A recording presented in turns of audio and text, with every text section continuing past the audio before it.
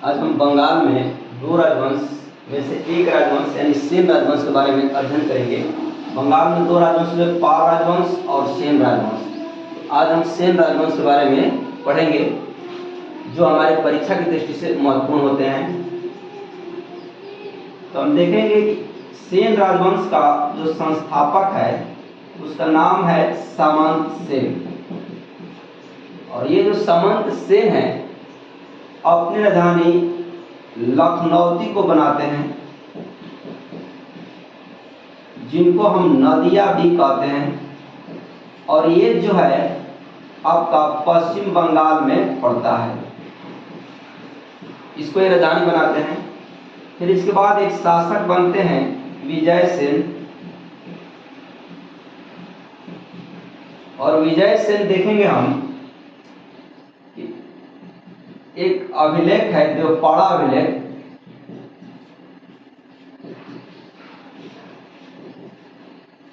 जिसके राइटर हैं धोई राइटर है। इसमें उन्होंने लिखा है कि इसने यानी विजय सेन ने बंगाल में दो शहर बसाया था। एक है विजयपुरी और दूसरा है विक्रमपुर नामक ये दो शहर बसाए थे। फिर देखें इनके बाद इनका पुत्र बलाल सेन शासक बनता है। देखेंगे जो बलाल सेन है ये कुलीनवाद और जातिवाद के समर्थक रहे हैं। यानी कि इनका विश्वास था कि कुलीनवाद अच्छी चीजें हैं, यानी कि उच्च वर्गों का प्रोत्साहन मिलना चाहिए, उच्च वर्गों को विशेष अधिकार मिलना चाहिए, और ये जाति प्रथा का भी समर्थन करते थे। इसके बाद देखेंगे इन्होंने कुछ उपाधियां धारण की थी, जैसे में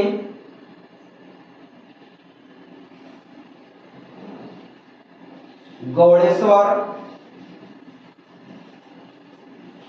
और निशंकर, दो उपाधि धारण की थी। तो ऐसे में लग रहा है कि निशंकर यानी कि ये लोग शैव थे, शैव धर्म को मानते थे। इसमें शंकर शब्द लगा हुआ है। और ये गौड़ेश्वर का मतलब ये है, हम जानते हैं कि प्राचीन बंगाल की राजधानी थी उसका नाम था गौड़। ये अपने गौड़ेश्वर कहते हैं, ये गौड़ का ईश्वर यानी बंगाल का ईश्वर ही अपने आप को मानते हैं। इन्होंने कुछ रचनाएं की थी, जैसे में दान सागर और अद्भुत सागर। हालांकि ये अद्भुत सागर को पूरा नहीं कर पाए, अद्भुत सागर ग्रंथ जो लिखे हैं इसको ये पूरा नहीं कर पाए, और पूरा इनका जो पुत्र हैं लक्ष्मण से वही किए थे।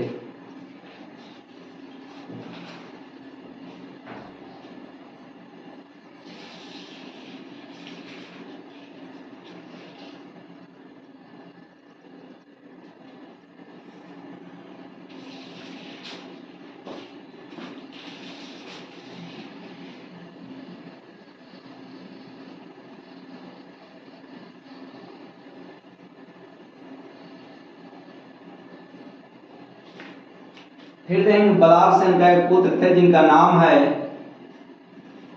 लक्ष्मण सेन।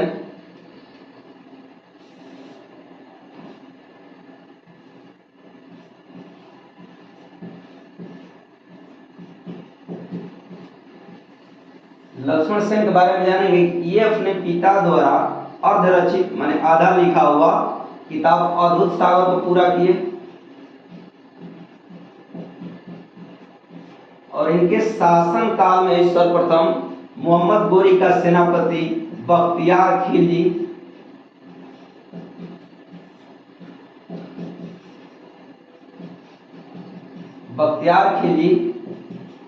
का आक्रमण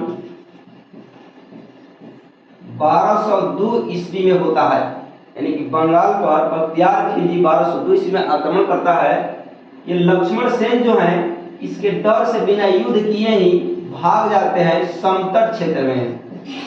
समतट मतलब बंगाल का जो निचला एरिया है वहां पर ही भाग जाते हैं, युद्ध नहीं करते हैं। इस तरह हम देखेंगे कि ये जो लक्ष्मण सेन है, सेन वंश के अंतिम शासक होते हैं और इस तरह से बंगाल से हिंदुओं का शासन समाप्त हो जाता है और बंगाल का हिंदू शासक, देखेंगे बंगाल का अंतिम हिंदू शासक आपका लक्ष्मण सेन होते हैं। इस तरह से ये बंगाल से भी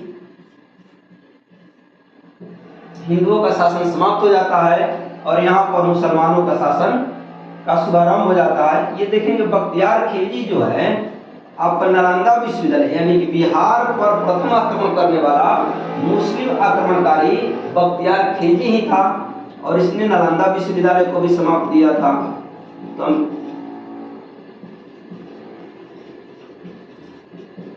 नालंदा विश्वविद्यालय को इसने नष्ट किया था, आग से जला दिया था इसको, नालंदा विश्वविद्यालय को। और फिर देखेंगे कि नालंदा विश्वविद्यालय को जलाया 1202 ईस्वी में। ऐसे में लक्ष्मण सेन बिहार पर भी जो आक्रमण किया 1202 ईस्वी में किया। हम इस बात को समझेंगे कि जो मेरा बिहार था पहले ये बंगाल का ही अंश था। इस तरह से 1202 ईस्वी में बिहार पर भी प्रथम मुस्लिम आक्रमणकारी मोहम्मद बख्तियार खिलजी ने ही किया। यही था जो प्रथम बार बिहार पर मुस्लिम होकर के आक्रमण किया था, यानी कि प्रथम मुस्लिम आक्रमणकारी बिहार पर आक्रमण करने वाला बख्तियार खिलजी था। अब देखेंगे कि लक्ष्मण सेन जो थे इनके दरबार में कुछ विद्वान रहा करते थे, जैसे में जयदेव रहा करते थे। इनकी एक किताब है बहुत फेमस है, गीत गोविंद। इन्होंने गीत गोविंद की रचना की थी। फिर इनके दरबार में धोई रहा करते थे जिन्होंने पवनदूत नामक किताब लिखी है। इनके दरबार में हल्लायुद्ध रहा करते थे जिसने ब्राह्मण सरसव की रचना की है।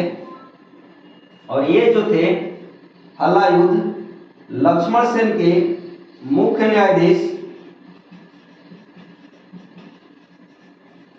और मुख्यमंत्री भी थे, यानी प्रधानमंत्री के पद पर भी थे। हालांकि इसके दरबार में एक लक्ष्मीधर नामक राइटर रहते थे, लक्ष्मीधर भी रहे हैं,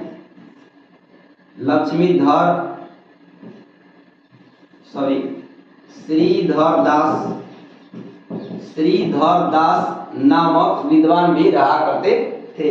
इस तरह से हम देखेंगे कि बंगाल का अंतिम हिंदू शासक लक्ष्मण सेन था और बंगाल पर यानी कि बिहार पर भी साथ में जोड़ लेंगे कि प्रथम मुस्लिम आक्रमणकारी आक्रमण करने वाला बख्तियार खिलजी था जो 1202 ईस्वी में बिहार बंगाल पर आक्रमण किया था।